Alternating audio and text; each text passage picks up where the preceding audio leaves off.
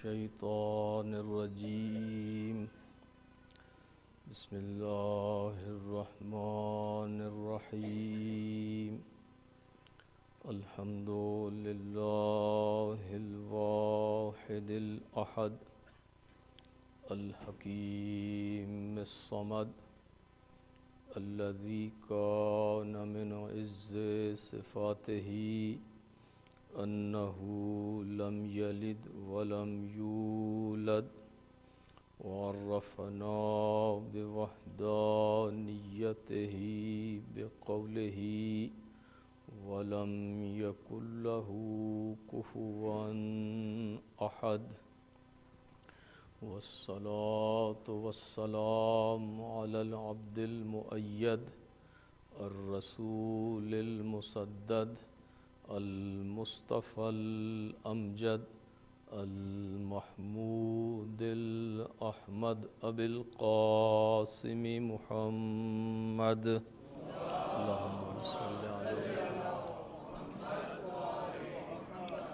وعلى أهل بيته الطيبين الطاهرين الذين أذهب الله عنهم الرجس وطهرهم تطهيرا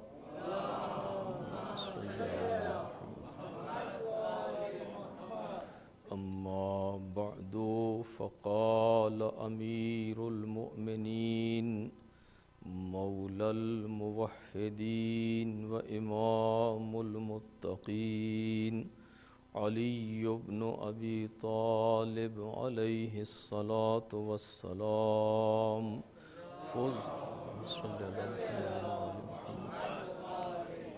فزت ورب الكعبة صلوات.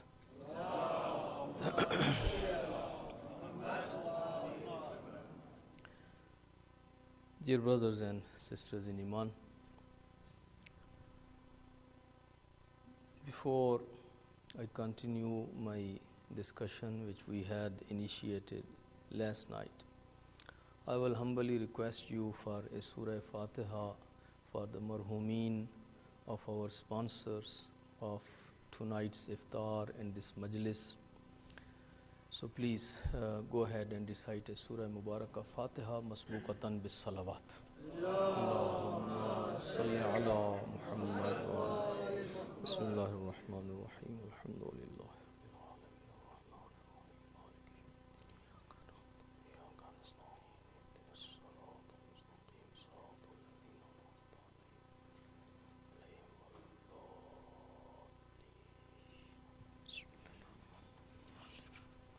Another salawat.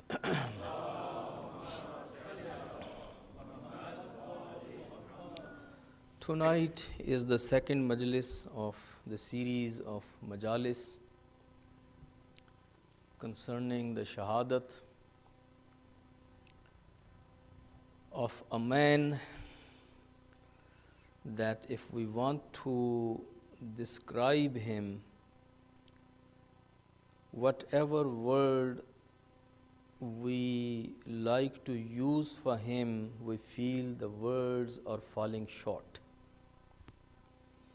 And no word really gives us the sense that this is the word which is appropriate for this person or his personality. Sometime in our life we come across with those situations that when we want to introduce someone, and whatever the patterns, whatever the introductions, whatever the conventional words, phrases, methods, means are available, if you want to use them, you feel that these words, these phrases, and these means and methods are not sufficient to introduce this particular person. And you end up by adding some new words, some new phrases, some explanations, some additional notes, some references to complement and compensate.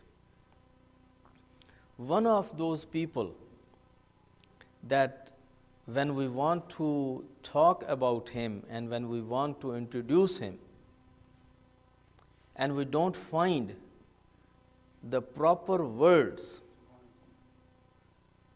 which can describe him and his greatness and his caliber, that is Amirul Mu'mineen Ali ibn Abi Talib alayhi salatu wassalam.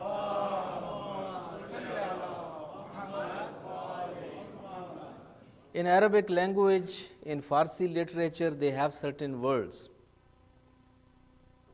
which are used for such personalities. Like in Arabic, they have a word called ustura.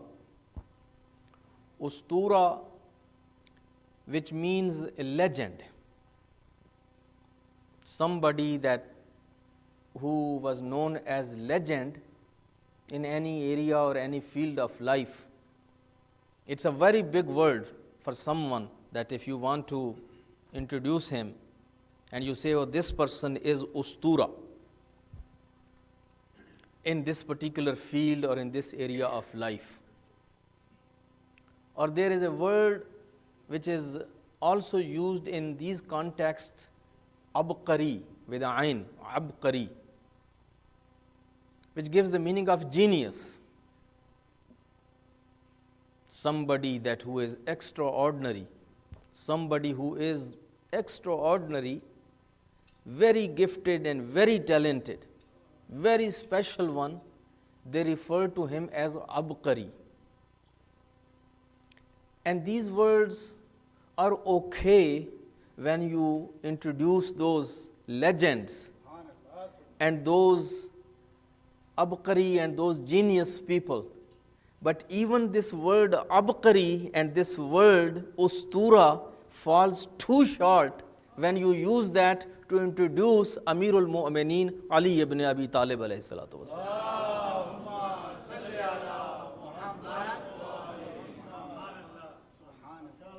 It's too small word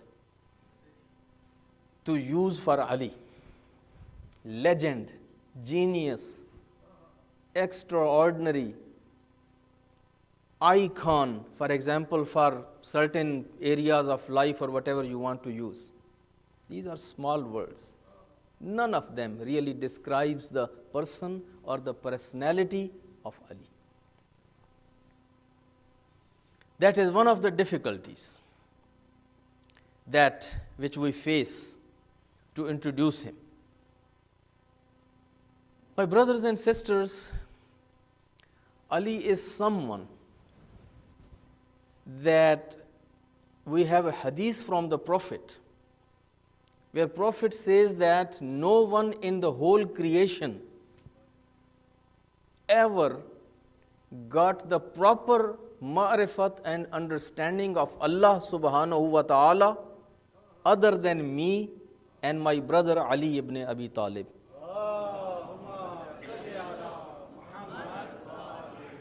When it comes to the haqqul ma'rifah, knowing who he is, who is the God, who is the Lord, nobody ever understood the kun he zaat, and that ma'rifat at the perfect level. Prophet says nobody ever. Even this man which people think that he is so close to Allah, Jibreel, that at least he lives in the heavens and he is a special envoy of Allah and he always brings the revelation, at least he knows who Allah is. But when you dig the books and you see in the literature, you see that there was a time that Allah subhanahu wa ta'ala asked Malaika, speaking to all the Malaika in Malakut, that tell me, Man ana, wa man antum, who am I and who are you? That was the question. Tell me, who am I and who are you? And the story tells us in the books that Malaika became speechless. They never expected that Allah will test them with this question. It is very difficult, my brothers and sisters, to even describe ourselves. If sometime we are challenged and we are told that you describe yourself, who you are and what you stand for, and then it becomes very difficult to just tell who I am, because we even don't know who we are and what we stand for and what we don't stand for. So Malaika became speechless. The most senior of them, which was Jibreel, in Alam-e-Malakut, he answers, he says, Ana, Ana, wa Anta, Anta. All what I can understand and I can answer is that I am I and you are you. That was a kind of guessy answer. Sometimes we don't know the exact answer, but the intelligent students can come up with some guess that maybe it will please the examiner and get at least some points. When Jibreel gave that answer, Allah subhanahu wa ta'ala disapproved the answer. At that time, from the Malakut, one voice comes and calls Jibreel, you missed the point. If you want to give the proper answer, your answer should be, Anta Rabbul Jaleel wa ana abduka dhaleel. You are Rabbe Jaleel and I am your Abde Dhaleel. And that answer was given by Ali ibn Abi Talib alayhi salatu wassalam to help Jibreel to pass the test.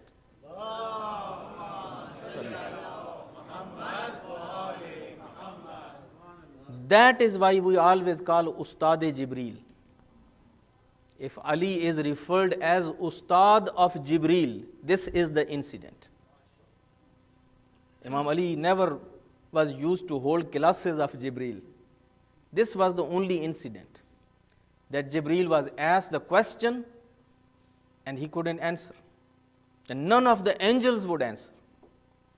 And Amirul Mu'mineen came to help Jibreel and say, you are Rabbe Jaleel and I am an Abde Dhaleel, a very humble servant of yours. So, my point was that Prophet says no one, even Jibreel, got the proper understanding of Allah, who Allah is. But Prophet makes exceptions of two individuals. He says only me and my brother Ali, they know who Allah is. And then he says nobody ever understood or recognized that who the Muhammad al-Mustafa is. Nobody ever understood the proper Dhat and proper Maqam and the status of me, Muhammad al-Mustafa, other than two. My Khalik and Malik, Allah, and my brother Ali. These are the only two that those they know who Muhammad is. Other people don't understand fully what is Maqam-e Nubuwwat and what is Maqam-e Risalat of Muhammad Mustafa. And then Prophet says, and nobody really knows who Ali is. Nobody knows who Ali is except the two, Allah and me, Muhammad Mustafa sallallahu alayhi wa sallam.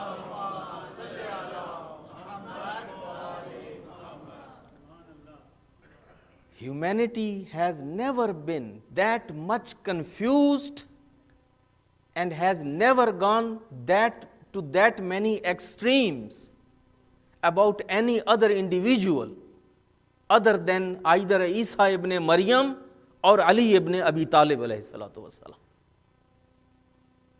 You go and see how many firqas and how many schools of thoughts and how many scholars and viewpoints about Isa ibn Maryam and about Ali ibn Abi Talib.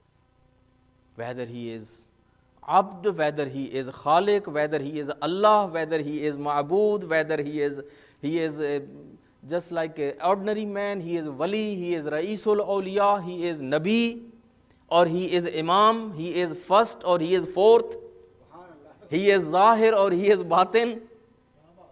All these discussions are about the person of Ali ibn Abi Talib. So there should be some reason for that. Why people are not that much confused and divided about any of these other his contemporaries. So that shows the personality of Ali ibn Abi Talib is so much multi-dimensional, so deep, so strong, so fascinating,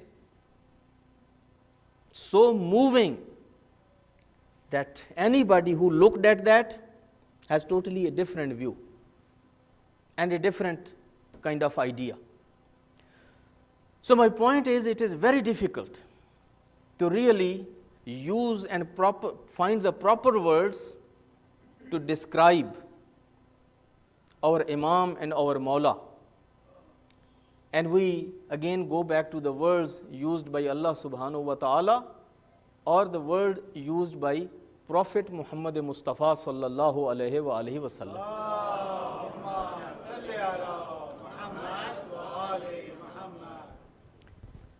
Yesterday I gave you a very plain account of his life.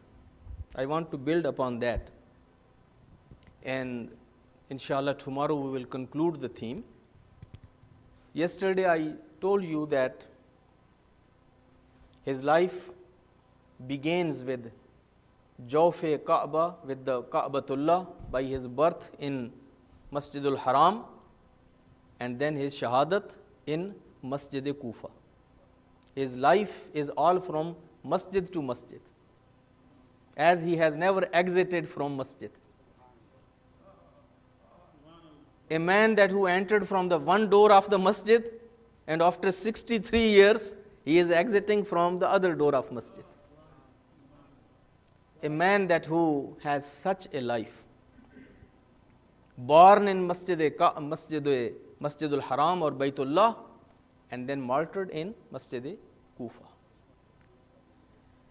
And this is the life which has again in 63 years has gone through many phases. At the age 6, he comes in the lap of Muhammad Mustafa and Khadijatul Kubra. And then he was raised by the Prophet, and he was raised by Ummul Mu'mineen Khadija. This is something that there is no disagreement on that. All the Sunni and Shia scholars, the reasons are different. Shia scholars will tell different reasons why Prophet brought Ali at his home. Sunni scholars who are under the propaganda of Banu Umayyah and their historians are under a different kind of reasons. Reasons might be different, narrated by both his schools of thought, but both are in agreement that at the age 6, Prophet went and brought Ali at his home. And then Ali was part of this family of Muhammad and Khadija.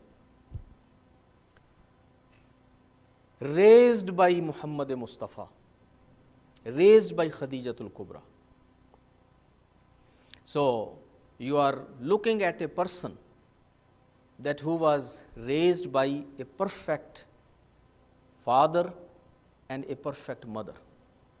There is nobody better than Muhammad Mustafa to raise a child, and there couldn't be any person better than Khadijatul Kubra. Love, compassion, respect, and all the ethics and manners and wisdom is found here in this family. Although we believe that Anbiya and A'imma are raised by Allah subhanahu wa ta'ala and they come as perfect human beings and they come with ilm ladunni. And an-nabi nabi walau kana sabiyya wal imamu imam walau kana sabiyya. Nabi is nabi even if it is a child, and imam is imam even if he is infant. So that's one side. But if we want to look bahasab zahir, again these things do matter. Who are the guardians? Who are the fathers? Who are the mothers? Who are the family? There are 4 individuals who have role in the upbringing of Imam Ali.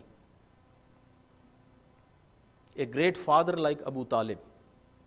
Abu Talib, who is Shaykhul Arab, who is Shaykhul Hijaz, who is Sayyidul Batha, who is a chief of this whole Hijaz and who is the guardian of Baytullah.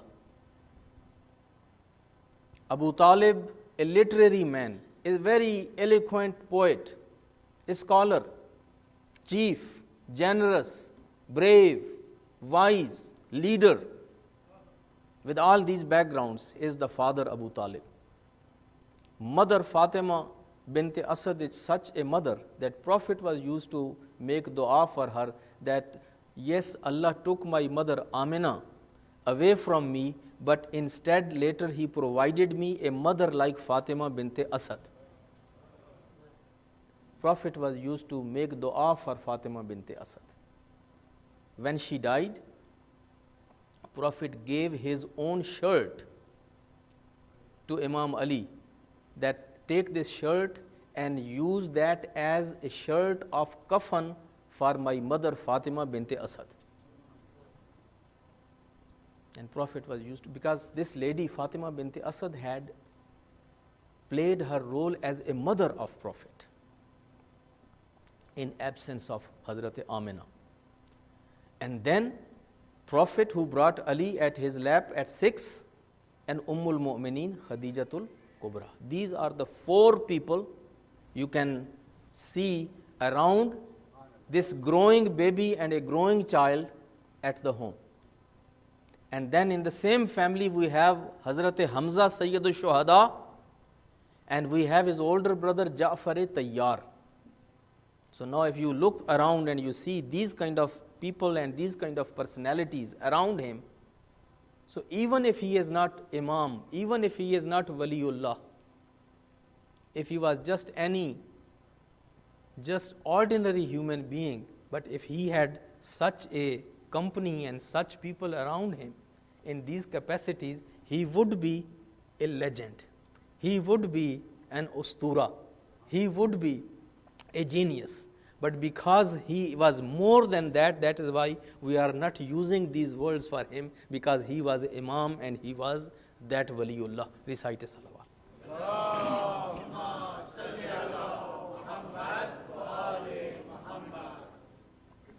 Everybody is product of his environment, whatever the environment is around. We are all products of our family environment and then our social environments.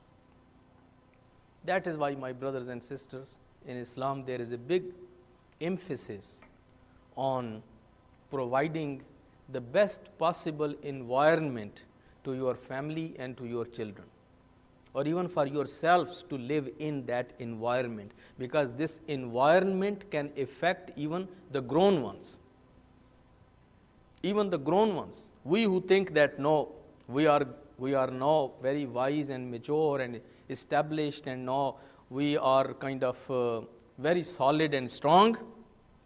If we start living in a negative environment, in an environment where everybody is doubtful of each other, where nobody is trusting each other, where everybody is frightened and afraid of each other, where everybody is stabbing in the back to each other, if we start living in that kind of environment for some time, even we who think that we are very solid and strong and know people that who are very good, even we will get affected.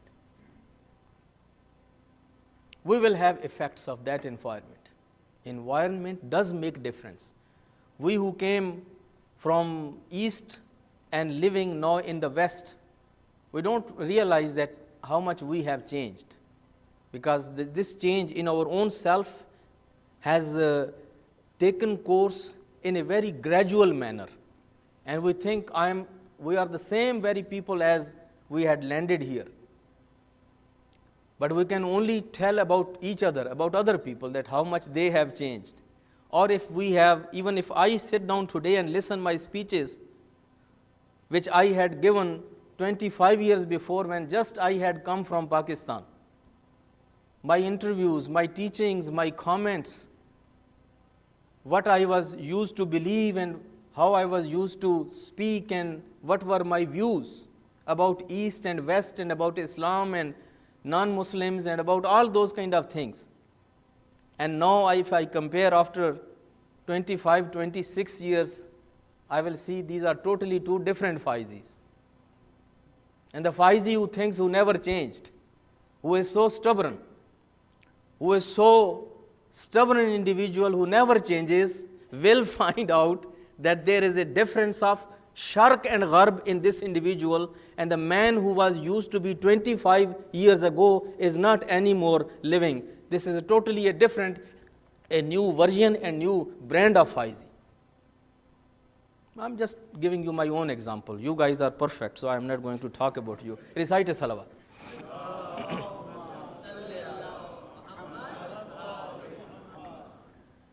So after living in an environment and being bombarded with certain questions and certain comments and certain kind of experiences, even a man that who is a product of very orthodox system and Hausa couldn't resist and has changed. Now you imagine about the just average people, the average people who didn't have that kind of background, that scholarly background or that seminary background. What has happened to them? So I made the big deal of explaining this, that don't be worried only about your children when it comes to what kind of environment we have to provide to your children. First worry about yourself also. What kind of people you choose as your friends to hang around with. What kind of people you choose as your family friends, as your social friends, your hang-arounds, your colleagues, your partners. Because al-mar'u ma'a khalilehi, that is the hadith of the Prophet. Man always is on the deen of his friend, sooner or later. Deen is here meaning akhlaq, manners, thinking, mindset, mantiq, logic, philosophy. Whatever your peers, your friends, your colleagues, they have, you are also going to be one of them. And if that is the case with ourselves, now think about these innocent and poor children that who are put in a totally unsafe kind of environments of these public schools, and then just bombarded by this media, social media, Facebook, TV, and all these toys and devices, and the commercials and advertisements outside. So many of us, we really don't understand the nature of the danger which we are facing. But the point is that we are under attack, and under so many attacks, and under very severe attack, which is attacking our identity, our beliefs, our ethics, our manners, our values. Everything is under threat, and we have to make sure that we equip our children, we raise our children, we raise our children where they can always defend their religion, their faith, their principles, their values, their traditions, their culture, their deen, their madhab, their principles, and their identity.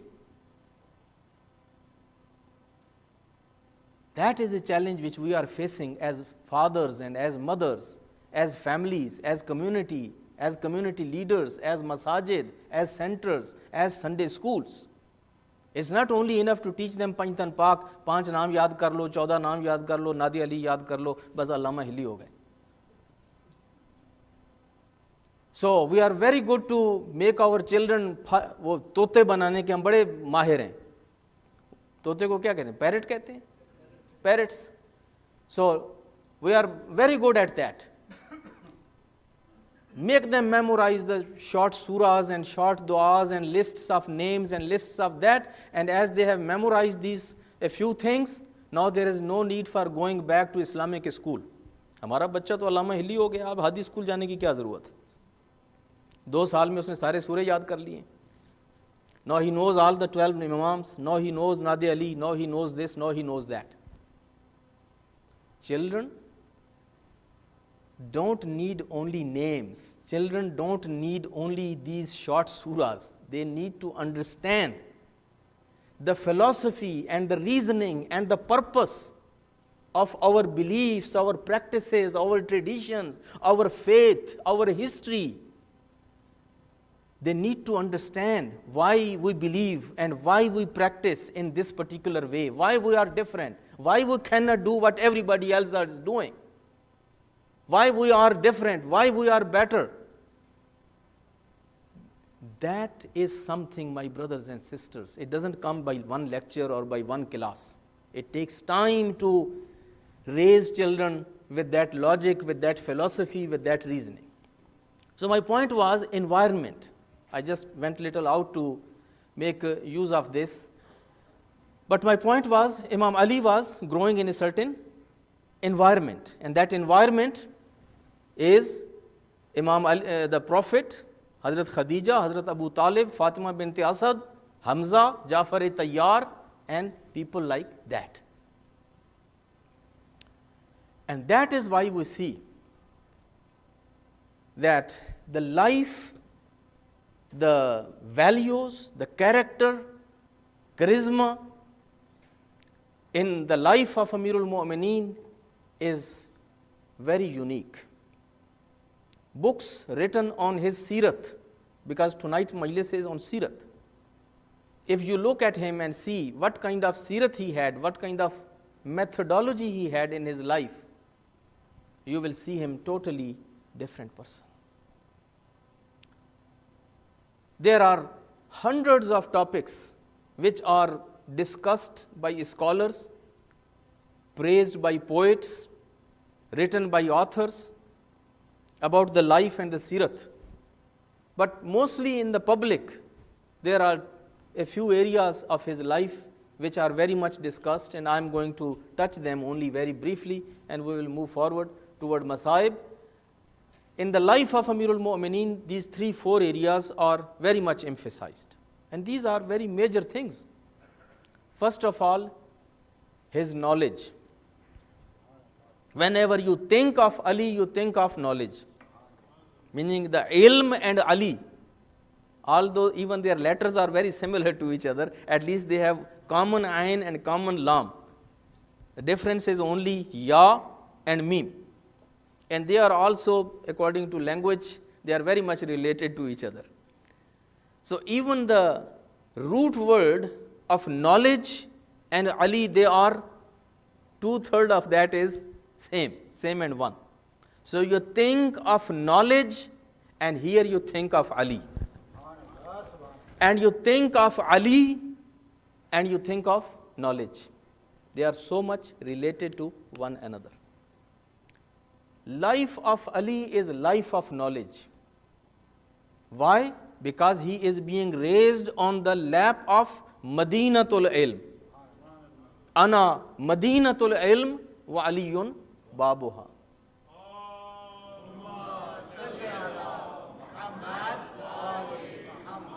And if I and you know that knowledge is the most important thing, education is the most important thing for our children if they want to succeed in their life, then how come Prophet Muhammad Mustafa doesn't know that? This is not only going to help Ali himself, but it is going to help Prophet himself. Prophet needs Ali to stand with him and help him and continue his work after him.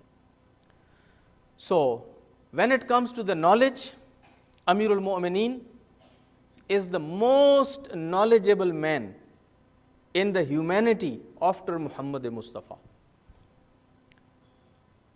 For simply, if you just want to make a small argument, I am avoiding from long arguments, keeping the time in mind.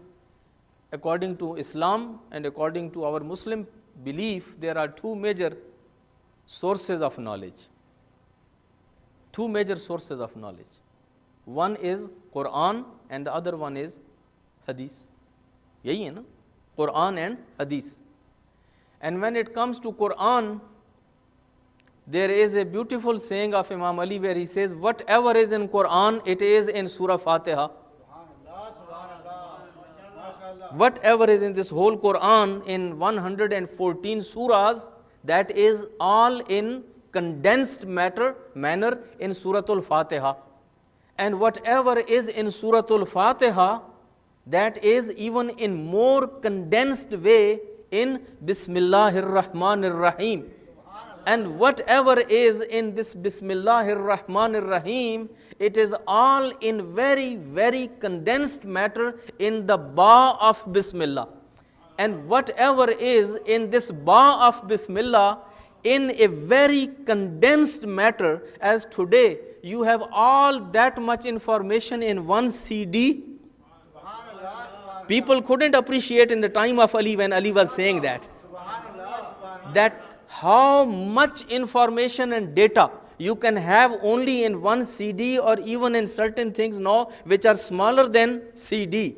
And it is all there. Ali says all that information is in Ba-e Bismillah. And then Ali says that all that which is in Ba, that is in very, very condensed matter in that one nukta. And then he say, Ana nukta to tahtal Ba. I, Ali, is that nukta which is under Ba Bismillah.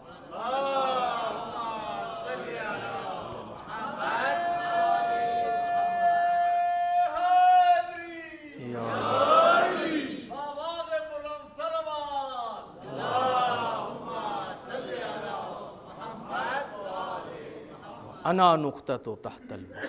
That nukta, tahtal Ba, is me, Ali ibn Abi Talib. So, the whole Quran, which is the ocean of knowledge, we only read a few words and we understand only few ma'ani of that. But everything which exists or it is going to exist, everything is la ratbin wala ya'bis illa fi kitabin mubin. That is the claim of Quran. Now, if I and you cannot understand, that is our limitation. Otherwise, everything, each and everything, ratbo yabis, dry and wet. That is the Arabic way of saying everything. Everything is in Kitabin Mubin. And Ali says, I have the knowledge of that. And then if it is ilm hadith, everything is hadith, then Prophet says, Ana madinatul ilm wa aliyun babuha. I am the city and Ali is the door. So it means if these are the two sources of knowledge, Ali is the one that who has both sources in the best possible way. And that is why, my brothers and sisters, Ali was never speechless in his life. We don't find a single incident that question was asked from Imam Ali and he said, I don't know the answer. I don't know the answer. Or he showed any other door and he asked somebody that go and ask him or ask her. Other people were used to ask the questions from their daughters or from their wives or from other people. Or sometime coming to the door of Ali. But Ali was never speechless. Ali always gave the answer. And even if I take that topic and explain to you those difficult questions which were brought to Ali, and how Ali addressed them and how Ali provided the knowledge, this itself can be a series of lectures. But the point is, Ali was the most knowledgeable, man of knowledge, man of knowledge, man of wisdom, man that who had answer for every question, man who was never surprised by any question. Then the other area of Ali, which is the very known part of the life of Ali, that is the shaja'at of Ali. That is the bravery of Ali. Bahaduri, shaja'at, bravery. That again, when you think of shaja'at, you think of Ali. You think of Ali. Because you cannot have any other example in the human life as a Muslim that you cannot come up with one name of any individual that you can say, oh, he was more brave than Ali ibn Abi Talib. Shaja'at. And that is why in Pakistan, our army and our country, when they were looking around to find out how they should compensate and how they should recognize and acknowledge the brave soldiers that who gave their lives in the way of country. And they were thinking, and these were, the Pakistan, majority of them are the Sunnis. And there those Shaykhul Islams and those Maulanas and Thanavis and Shabir Ahmad Osmani and all those people were very much influential. And in that country, when they chose this one medal which is known as Nishan-e-Haidar.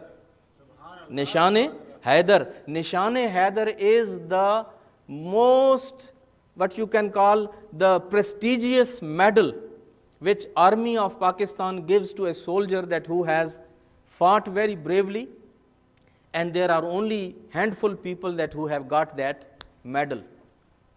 These Khalid and these other people, they were all the swords of Allah, meaning everybody was talking about them, but when they had to pinpoint one person, the best person, the most courageous person and the brave person, they came with the name of Ali ibn Abi Talib. And this is not only that these people of Zameen are now coming to that understanding. 14 years ago, when Ali was fighting selflessly, that kind of medal had come actually from the heaven by saying, La Fatah illa Ali, La Saif illa Zulfikar.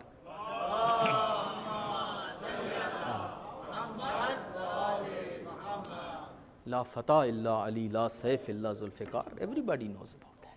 When you think of shaja'at, when you think of bravery, you cannot think of any human being. And again, if I take that topic and explain the shaja'at of Amirul Mu'mineen, that itself is a series of lectures. How much he has showed his shaja'at.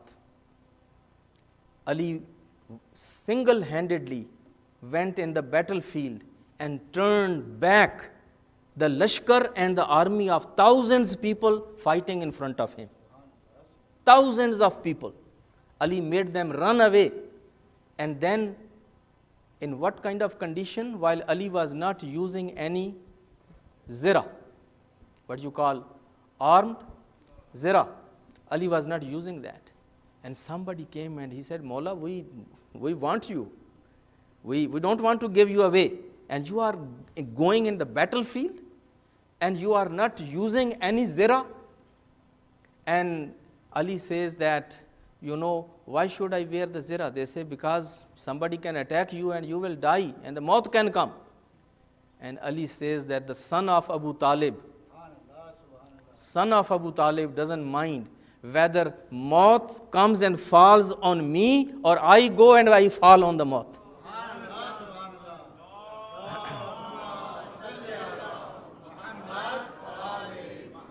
And then he has certain other sayings which he has said in different kind of contexts. He says, a child is not that much in love with that source of the milk which he gets in as infant from the mother, as I am in love with the maut.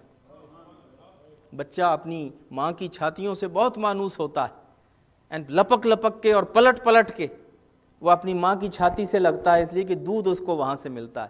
علی کہتے ہیں جتنا یہ بچہ لپک لپک کے ماں کی چھاتی کی طرف جاتا ہے، میں علی اس طرح لپک لپک کے موت کی طرف جاتا ہوں. I love to die in the way of Allah, and I love to be shaheed and martyred. They brought something with insistence to put on the body of Ali as a zira. It was a broke kind of zira, and it could cover only the front and not the back. Ali chose that one. Ali said, if you have to give me and if I have to wear, because all you commanders and soldiers and well-wishers are saying, then give me this piece. There's a mawla, but it covers you only from front. It doesn't cover you from the back. Ali says, but Ali never shows his back. I know that if attack is going to come, it is only going to come from the front. I don't need to cover my back, because I'm never going to turn my back to any army or to any soldiers. And single-handedly, even in Battle of Siffin, sometime Ali had to change his appearance and go in disguise to fight in the battlefield, because when they would realize Ali is coming, although he was now old man with the white and gray hairs, but when he was coming, they would all run away. And they would just all run away, and then they would come back when somebody else would come to fight.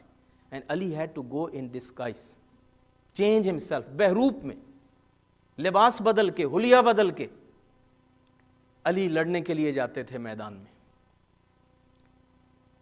اسلام میں 5 جنگیں ہیں. There are 5 wars in Islam, which are the major battles. Major battles, the game changers. Those 5 battles which actually changed everything and brought the kufr and shirk on knees and established Islam, those are only 5 wars.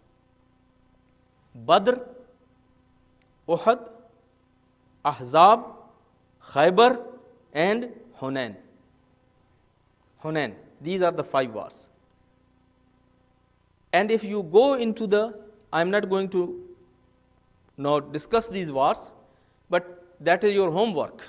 By the way, also you get habit of reading books and try to do things at your own. If you read these 5 battles of Prophet, Badr, Uhud, Ahzab, Khaybar, and Hunain, you will find these all 5 battles which are the major battles and the game changer, and these all battles were won by Ali ibn Abi Talib. Read the accounts.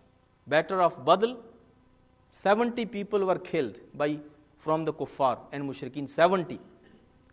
35 people were killed by Ali ibn Abi Talib alone. Out of 70, which is half, 35 were killed by Ali, and the rest of 35, again Ali was in one way or the other, he was helping those people who were killing them, and Ali's help was shamil. In Battle of Uhud, when everybody fled, and it was only Ali that who remained in the battlefield, and he helped Muslims to he helped them and protected them from that humiliation and disgrace of failure or defeat. And he was able to save and protect the Prophet and the honor of Islam. And then La Fatah illa Ali, La Saif illa Zulfiqar came. That was the Battle of Uhud.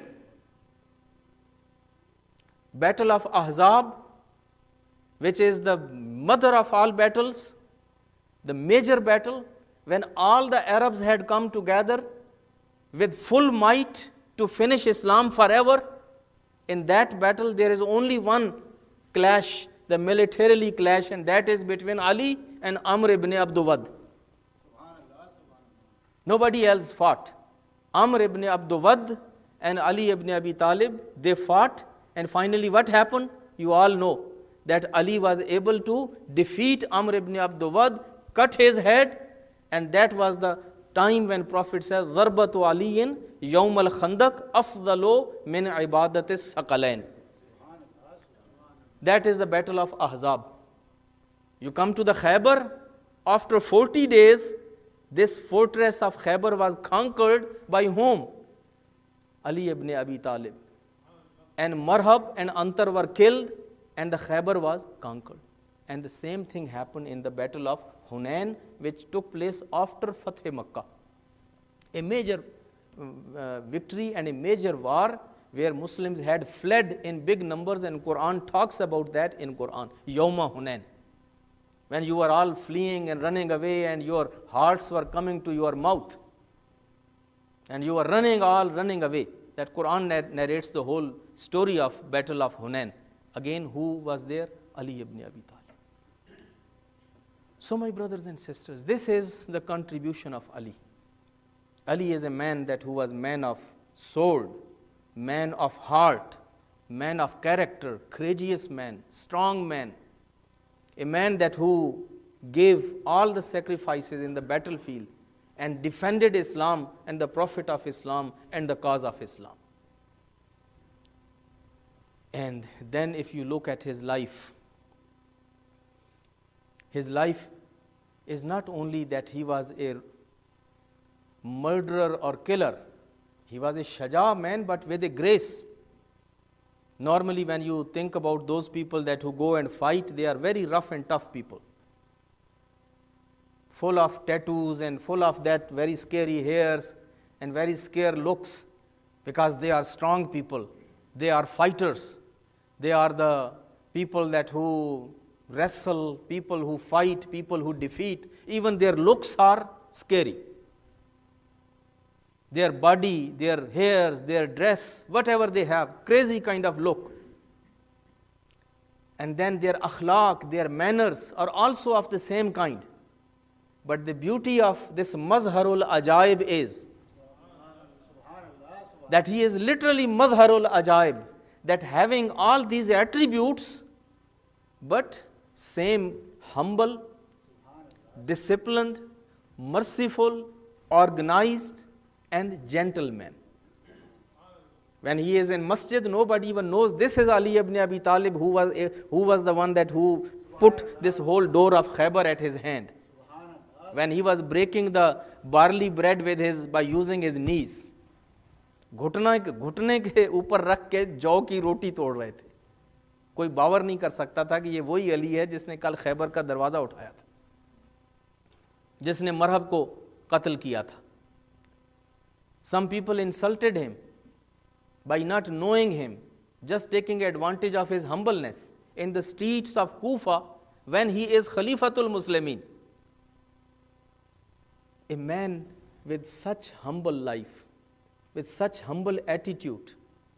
Normally people who are generous, well-to-do, giving, and they are strong, and they are victorious, and they are big names, they are arrogant. And you can know them even from distance, that these are the people. This is Mr. So and so. Hato bacho. Aa raha hai kahin, paon ke niche na aa jao. But Ali ibn Abi Talib is not a man like that.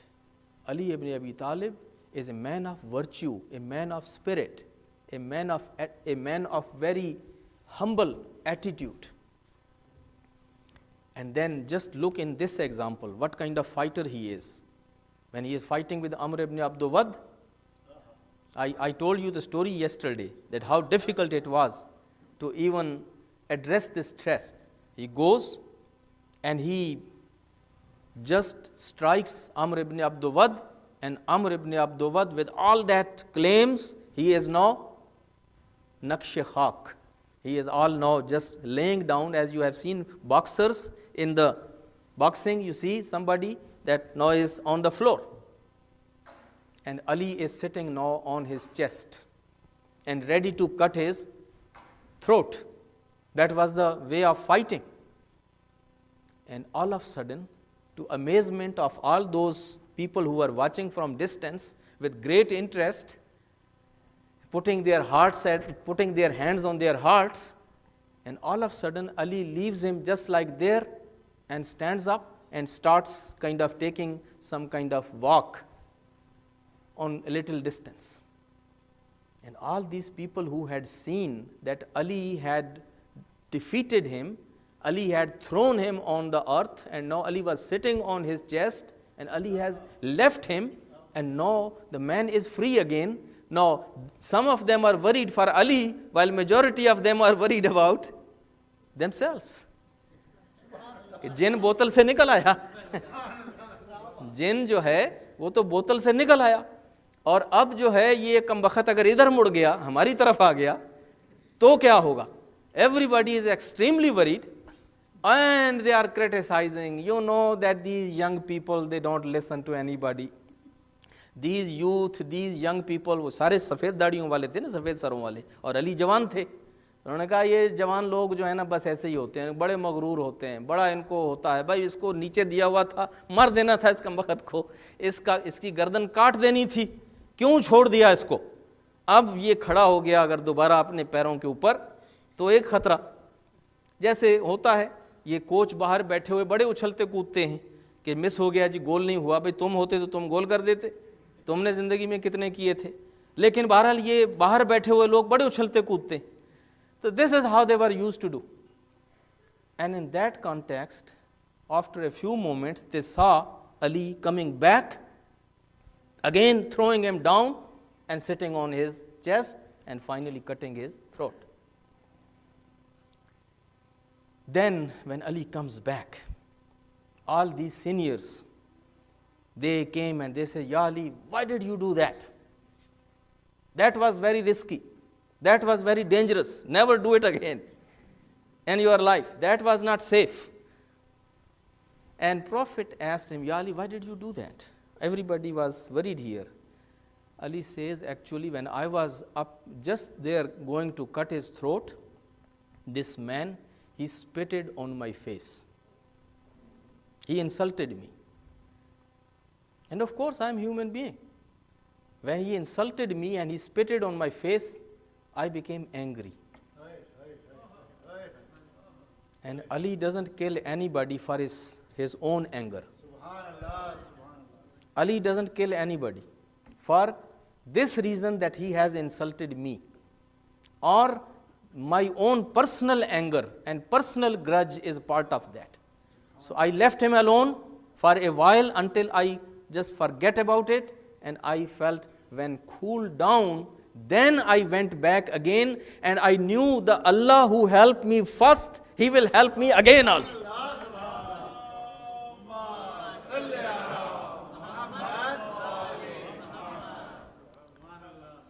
Allah who helped me the first and who gave me the tawfiq and the courage and strength to bring down his enemy on the earth, that Allah will give me this chance again.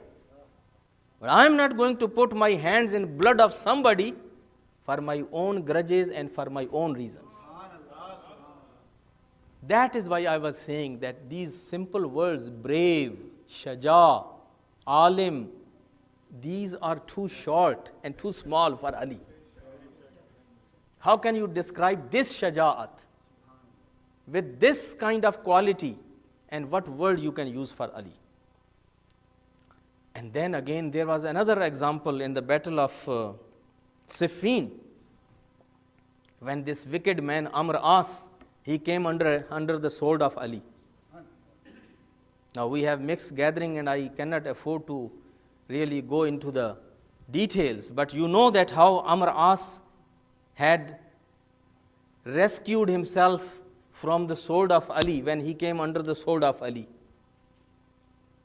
In battle of Siffin, Ali was now there to kill Amr As, because Amr As was now under the range of the sword of Ali. And all of a sudden he throws himself down and he disposes his own body, becomes naked.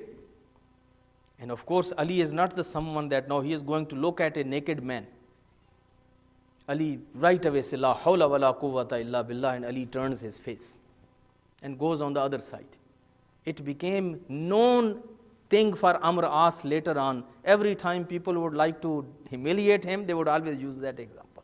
Say, you are the one that who saved your life in such humiliation way. But Ali was man of honor.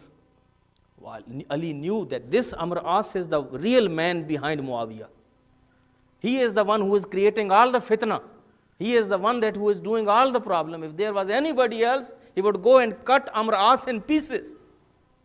Regardless you are in libas or you are without libas. But the taqwa of Ali, wara of Ali, the azamat of Ali, the character of Ali doesn't allow Ali to go and attack on a man that who has removed his libas from his body, to just be protected. So my brothers and sisters, that is the seerat of Ali. And let me finish here with this example. It's almost 1 hour. Ali is a man who is shaja, who is brave. But at the same time, Ali is a man that who has heart in his chest. Ali has ضمیر, علی کے سینے میں ایک دھڑکتا ہوا ایک انسانی اور صحیح معنوں میں پیور انسانی دل ہے. جنگ صفین ہی کا یہ بھی واقعہ ہے. This is also the issue of جنگ Siffin, that the forces of Muawiyah, they came and they took over on the canal. نہر کے اوپر قبضہ کر لیا تھا ہم لوگ. And they came and they said, no, the river or this canal is ours and we will deprive the army of Ali from the water. And in those days, you know that for the wars, these armies would come down and put their tents just on the places where they would have the access to the water. Water was bloodline or the lifeline. And the army of Muawiyah took over and they said, no, no water for the people of Ali. Ali sends his soldiers with Malik-e-Ashtar, the brave commander-in-chief of Ali-e-Murtaza. Malik-e-Ashtar goes with his companions, they fight selflessly, and finally they take over on that river or canal and they push back the army of Muawiyah. They were brave people, but they were only brave. And what they decided? They said, no, we are not going to give the water to the army of Muawiyah. اب دریا ہمارا ہو گیا, اب نہر ہماری ہے, اب کوئی پانی معاویہ اور معاویہ کی فوج کو نہیں ملے گا. اب جب یہ, when he heard that, when this message came, Ali said that, then what is the difference between Ali and Muawiyah? What is the difference between my camp and the camp of Muawiyah? Yes, we are going to fight in the battlefield, but we are not going to deprive each other from the water. Water is for all. They are human beings and they have animals. They have cow, they have these camels and they have the horses and they have mules and they have donkeys. They have these animals with them. And they have some of them women and children. And you are going to ban the water on them? No, Ali is not going to allow that. It was very difficult for Ali to convince his very emotional, those lieutenants. When people, even if they accept you as their leader, but sometimes they become so emotional. And it was battlefield that they were very much adamant that no, they are not going to give the access of water to these Amr As and Muawiyah and their soldiers. But Ali says, no, give them the water. Keep this river or canal for both sides. Have free access. So my brothers and sisters, if we sit and mourn Ali, and if we love Ali, and if we shed tears even after 1400 years, this is because Ali was a man of this character. We Shias, we followers of Ahlul Bayt had such human leaders. Those leaders that they had heart, they had mind, they had conscience. These were the pure people. These were the people of nobility. These people had care for everybody and kindness for everybody. And let me bring you to the Masaib, and you will see this can be done only by Ali. Nobody else can do that. Ali didn't provide only the water to the army of Muawiyah or army of Amr As. Here he is injured and on his deathbed, and a glass of milk was brought for Ali. A glass of milk was brought for Ali, and Ali looked at his qatil, who was also in the same room. They had tied his hands, and he was also in the same room at that moment. And Ali says that, is your prisoner, have you checked with him that he is okay? Have you provided him water? Have you provided him food? بیٹے make sure کرو کہ یہ بھوکا نہ ہو, یہ پیاسا نہ ہو. کہا نہیں مولا, ہم نے اس کو کھانا بھی کھلایا ہے, ہم نے اس کو پانی بھی پلایا ہے. مولا just took some milk from that glass and he enjoyed that milk, but history tells us half of the glass he said, Hassan, give to this man, this Ibn Muljam, give to him. He is frightened, he is very much afraid, and in stress and in fear people become thirsty again and again and again. Give him the milk. My brothers and sisters, have you ever seen or ever heard a man like that? That who was injured, who was attacked, who is dying, who is on his deathbed, and he is asking whether his qatil, کہ کیا قاتل نے پانی پیا ہے یا نہیں, کیا قاتل نے کوئی کھانا کھایا ہے یا نہیں, اور وہ دودھ کا گلاس جو ہے تھوڑا سا پی کے باقی اپنے قاتل کو دے دے کہ اس کو پلا دے. اور پھر مولا نے اس قاتل کے سلسلے میں بھی کچھ وصیتیں کی تھیں جو کل بیان کروں گا. تو عزیزو, یہ ہے علی کا کردار, یہ ہے علی کی سیرت. علی کے نام پہ آج اگر لوگ روتے ہیں اور لوگوں کی آنکھوں میں آنسو آتے ہیں اور لوگ علی علی کرتے ہیں, تو علی کے اندر وہ کردار ہے, یہ عظمت علی ہے, یہ علی کی سیرت ہے, یہ علی کا کردار ہے کہ جو انسان کو فتح کر لیتا ہے, دل و دماغ کو فتح کر لیتا ہے. عزیزو, اب علی لیٹے ہوئے ہیں بستر کے اوپر. ایک جراح تھا جو مرہم پٹی کے لیے بلایا گیا تھا, اور اس نے آ کے جب زخم کھولا تو اس نے کہا کہ مولا اب یہ زخم اتنا گہرا ہے اور یہ تلوار جو ہے یہ زہر میں بجھی ہوئی تھی, اب زہر جو ہے وہ آلریڈی آپ کے سر کے اندر داخل ہو چکا ہے اور بچنے کی کوئی امید نہیں ہے. بس آپ جلدی سے وصیت کر لیجئے اگر آپ کی کوئی وصیت ہے. بس وصیت کا سننا تھا, ساتھ ہی بیٹیاں بیٹھی ہوئی تھیں, وہیں پہ تو بچیاں بیٹھی ہوئی تھیں, بیٹیاں جن کی ماں پہلے شہید ہو چکی تھی, جن کے نانا دنیا سے جا چکے تھے, جن کی ماں بھی علی اور جن کا باپ بھی علی تھا. اور وہ علی جو اپنے قاتل سے اتنا مہربان ہے, وہ اپنی بیٹیوں سے کتنا مہربان ہوگا. وہ علی اپنی اولاد سے کتنی محبت اور کتنی شفقت کرتا ہوگا کہ جس کا ایسا سلوک تو اپنے دشمنوں کے ساتھ ہے. بس وصیت کا سننا تھا. ایک مرتبہ گریے کی آواز بلند ہو گئی, بیویوں نے رونا شروع کر دیا, کمرے میں ایک کوہرام مچ گیا. علی نے بچیوں کو, بیویوں کو کہا کہ چونکہ یہاں پہ جراح بھی بیٹھا ہے اور میرے کچھ اور صحابہ بھی بیٹھے ہیں, تم دوسرے کمرے میں چلی جاؤ, تم نے گریہ کرنا ہے, تم نے نالا کرنا ہے, اس کمرے میں جا کے کر لو اور مجھے یہاں پہ چھوڑ دو. مجھے کچھ وصیتیں کرنی ہیں اپنے اصحاب کو, اپنے بیٹوں کو, میں وہ وصیتیں کر لوں, پھر اس کے بعد تم پلٹ کے چلی آنا. ایک مرتبہ مولا نے وصیتیں کرنا شروع کی. مولا نے اپنے بیٹے حسن مجتبیٰ کو بلایا اور کہا, میرے حسن, تم میرے بیٹے ہو اور میرے بڑے بیٹے ہو اور تم رسول کے بیٹے بھی ہو, مگر اب میرے بعد حسن مجتبیٰ, یہ امت جو ہے اب میں تمہارے سپرد کر کے جا رہا ہوں. حسن مجتبیٰ, یہ سارے بھائی اور بہنیں جو ہے یہ میں آپ کے ذمہ کر کے جا رہا ہوں. حسن مجتبیٰ کو وصیتیں کرنا شروع کر دیں. تاریخ بتاتی ہے ایک ایک بیٹے کو بلایا اور بلانے کے بعد اس کا ہاتھ حسن مجتبیٰ کے ہاتھ میں دے دیا. حسن مجتبیٰ کے ہاتھ میں ہاتھ دینے کے بعد حسن مجتبیٰ کو کچھ وصیتیں کیں. اتنے میں ایک شہزادہ کہ جس کا ہاتھ بابا نے حسن مجتبیٰ کے ہاتھ میں نہیں دیا, روتا ہوا عورتوں والے کمرے میں چلا گیا.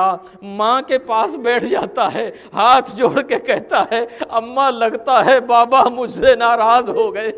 اماں لگتا ہے بابا مجھ سے ناراض ہو گئے ہیں. کہا عباس بابا تم سے کیوں ناراض ہو سکتے ہیں؟ تم تو اپنے بابا کی آنکھوں کا تارا ہو, تم تو اپنے بابا کے دل کا چین ہو, بابا تم سے ناراض کیسے ہو سکتے ہیں؟ کہا بابا نے سارے بھائیوں کا ہاتھ حسن مجتبیٰ کے ہاتھ میں دیا ہے, مگر میرا ہاتھ بھیا حسن کے ہاتھ میں نہیں دیا ہے. یہ سننا تھا. جب حکیم اٹھ کے چلا گیا, جب اصحاب اٹھ کے چلے گئے تو ام البنین آئیں, آ کے اپنے سرتاج کے پیروں پہ ہاتھ رکھ دیے اور کہا مولا کیا میرے عباس سے آپ ناراض ہیں؟ کہا ام البنین کیا میں اپنے عباس سے ناراض ہوں؟ کہا عباس رو رہا ہے ساتھ کے کمرے میں زارو قطار اور کہہ رہا ہے بابا نے میرا ہاتھ میرے بھیا حسن کے ہاتھ میں نہیں دیا. یہ سننا تھا. علی کی ایک چیخ نکلی, آواز دے کے کہا بلاؤ میرے عباس بیٹے کو. عباس آئے, ادھر سے حسین کو بلایا. مولا حسین کو بلا کے ایک عجیب منظر ہے, مولا نے حسین کا ہاتھ پکڑا اور عباس کے چھوٹے سے ہاتھ میں پکڑا دیا اور کہا عباس میں کربلا میں نہیں ہوں گا مگر حسین کو تمہارے حوالے کر کے جا رہا ہوں.